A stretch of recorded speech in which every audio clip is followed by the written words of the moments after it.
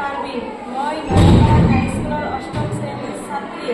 বিষয়খিত ভাৰতেৰ বিষয় হিসাবে ক্ষুদ্ৰ স্থানীয় ব্যৱসায়ৰ জৰিয়তে আত্মনিৰ্ভৰশীল কেনেকৈ হ'ব পাৰি তাৰ ওপৰত ক'বলৈ আগবাঢ়িছোঁ। মই নয়াপাড়া অঞ্চলৰ স্থানীয় ৰাইজৰ ঘৰে ঘৰে গৈ তেওঁলোকে প্ৰস্তুত কৰা বিভিন্ন সামগ্ৰী সংগ্ৰহ কৰি আনিছোঁ। আমাৰ অঞ্চলৰ মহিলাসকলে হাতেৰে বিভিন্ন সামগ্ৰী প্ৰস্তুত কৰে, যেনে পেলনীয়া কাপোৰ পৰা বেগ প্ৰস্তুত কৰা, ঊল সূতাৰ পৰা বিভিন্ন ব্যৱহাৰযোগ্য সামগ্ৰী প্ৰস্তুত কৰা, বনোৱা শিপিনীসকলে নিজ হাতেৰে প্ৰস্তুত কৰা গামোচা আদি। যদি এই সামগ্ৰীসমূহক বিক্ৰীৰ বাবে আমি তেওঁলোকক স্থানীয় বজাৰ বা দোকানৰ লগত পৰিচয় কৰাই দিব পাৰোঁ, তেতিয়া তেওঁলোকক অধিক স্বাৱলম্বী হ'ব পাৰিব।